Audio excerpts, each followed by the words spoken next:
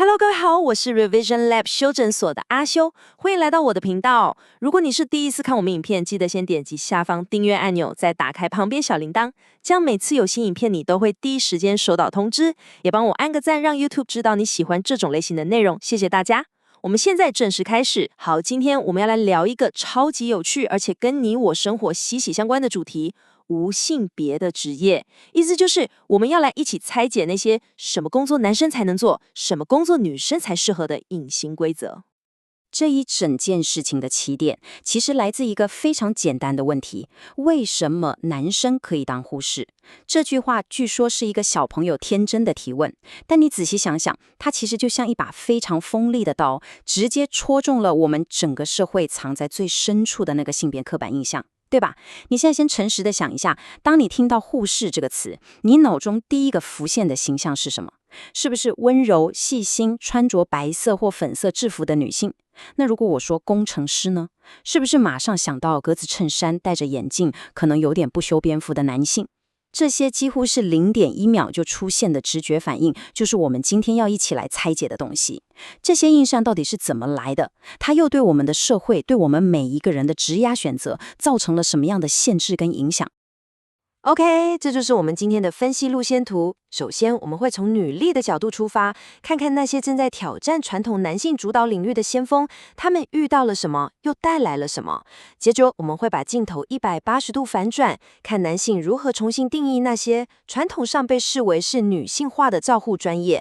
再來，我們會更深入地去挖掘這些觀念的根源，探討到底要怎麼樣從家庭和教育着手，去改寫這本看不見的規則手冊。最後，我們會把整個格局拉到全世界，用奧運這個最盛大的舞台，來看看這場性別平權的100年變革是如何一步一步演進到今天的。好，我們馬上進入今天的第一個部分，挑戰舊思維。讓我們來看看那些勇敢走進傳統男性領域的女性，她們究竟帶來了什麼樣的改變？這句話說的真的非常好，是全球半導體設備大廠科林研發的資深人資長講的。身為女性，我們不應該為自己設限，應該要保持開放的心態去嘗試任何可能性。這句話其實點出了一個超級核心的關鍵。很多時候，最大的限制並不是來自外界的眼光或公司的制度，而是我們自己心裡的那道牆，那個叫做自我設限的聲音。尤其是在高科技這種過去被認為是男性大腦才玩得轉的產業，這種自我懷疑的聲音可能就更大了，對吧？我真的可以嗎？我的數理邏輯真的夠好嗎？這句話就是要直接打破這個心魔。我們直接來看數據，這絕對不是什麼心靈雞湯，而是正在發生的事實。在科林研發的某一個工程部門，女性工程師的比例在過去短短10年間，就從大約30%一路攀升到現在的50%。你沒聽錯，是一半一半，50%，達到了完美的性別平衡。這數字證明了什麼？這狠狠地打破了過去那種女生數理天生比較差的迷思。它證明了，只要機會是平等的，培育的環境是支持的，女性在理工領域的能力和潛力是完全不輸給男性的，根本就不存在什麼所謂的玻璃天花板。那重點來了，女性進入科技業，不只是要證明自己跟男生一樣好，更重要的是，她們還帶來了一些非常獨特的優勢。根據第一線女性主管的分享，這些優勢包括了更好的傾聽和溝通能力，更高的同理心，還有一種被形容為帶有溫度的領導風格。怎麼說呢？舉個例子，一個純粹由男性工程師組成的團隊，在開發產品時，可能只會專注在技術規格、效能跑分這些硬指標。但一位有同理心的女性主管加入後，她可能會提出：我們先等等。這個產品的最終使用者是誰？他們在乎的是什麼？這個界面對於一個科技小白來說會不會太複雜？你看，他們更能從人的角度出發，看到事情更全面的樣貌。這種感性與理性的完美結合，反而更能激發出團隊更強的凝聚力和創造力，做出更貼近市場需求的產品。而且這個趨勢不只發生在窗明幾淨的科技園區裡，我們把視角轉到馬路上。在台灣，現在有越來越多的客運公司正在積極招募女性的大客車駕駛。你可能會覺得開大車需要體力，工時又不固定，好像是男生的工作，對吧？但業者發現這完全是錯誤的假設。只要公司願意調整制度，提供完全透明的同工同酬保障，設立乾淨舒適的哺乳室，提供托育優惠，這些友善家庭的政策，女性駕駛員的穩定度和細心度往往能帶來更低的事故率和更高的乘客滿意度。這就證明了一份工作適不適合跟性別真的沒有絕對關係，而是跟背後的制度和環境支不支持有着巨大的關係。OK， 講完了女力崛起，我們來看硬幣的另一面。現在換男性上場，看看他們如何在傳統上被認為是女性專屬的照護領域，打破既有的刻板印象。這句話真的非常震撼，是一位資深的外科助理 Austin 說的。手術室的工作是一群人在一個高度信賴的空間裡，拼了老命完成一個重大任務。我們常常以為照護就是溫柔、有愛心，像媽媽一樣，但這句話告訴我們，完全不是這麼回事。尤其在手術室這種分秒必爭、生死一線的地方，護理專業同時要求極度的理性、超高的抗壓性、無間的團隊合作和100%精準的判斷力。它根本不是什麼軟性的工作，而是高張力、高風險、攸關性命的硬核專業。但現實是殘酷的。我們來看一下數據，這大概是2015年左右台灣護理科系學生的男女比例。你看這個圓餅圖，紫色那一整大塊都是女性，佔了超過80%，藍色的男性連20%都不到。這就造成了一個從源頭上就開始的嚴重失衡。為什麼會這樣？其實這跟歷史有很深的關係。自從南丁格爾的時代開始，護理工作就被貼上了溫柔、服從、充滿母愛的女性標籤。這種觀念一路流傳到現在，就變成了許多男生在高中選擇科系時一道無形的牆。他們可能會擔心被同學朋友嘲笑很娘，或者被長輩質疑自己的專業能力。接下來這點超級重要，就像女性在科技業有獨特優勢一樣，男性投入護理工作也帶來了非常寶貴的多元性。比方說，在加護病房或精神科病房，常常需要協助病人翻身、移動，甚至要應對突發的暴力行為。這時候，男性的體力就是一個非常直接的優勢。在高壓的緊急狀況下，例如急救的時候，男性護理師通常也能提供一種更為冷靜、理性的穩定力量。他們不同的溝通風格也能為整個護理團隊帶來新的化學反應。更重要的是，當病人，特別是男性病人，看到男性護理師時，他們可能會覺得更容易溝通，也親身體會到專業能力真的不分男女。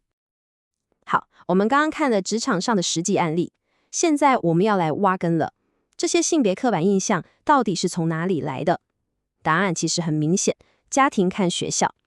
所以要改寫這本規則，就要從這2個地方開始。近年來有一個概念越來越紅，叫做性別中立教養。這裡要先澄清一個常見的迷思：性別中立不是要假裝沒有性別，或把男生養成女生，女生養成男生，完全不是這個意思。它的核心理念是讓孩子在成長過程中不會被男生應該怎樣，女生應該怎樣的傳統框架給綁死。意思就是，你可以給他藍色的玩具車，也同時可以給他粉紅色的芭比，鼓勵他去戶外踢球，也支持他安靜的在家學畫畫或跳舞。當他哭的時候，不要跟他說男生不可以哭，而是教他如何辨識和處理自己的情緒。這樣做有什麼好處？其實超多，而且是環環相扣的。簡單整理一下，有5大優點。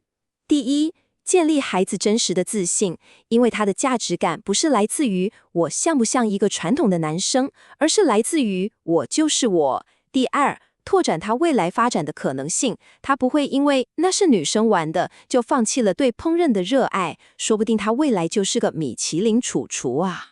第三，培養同理心和高情商，因為他知道脆弱和敏感是人類共同的情緒，表達情緒是沒有性別之分的。第四，從小就在心中埋下平等的價值觀，這對他未來的人際關係至關重要。最後也最重要，當你拿掉了所有框架，就能激發他無限的創造力。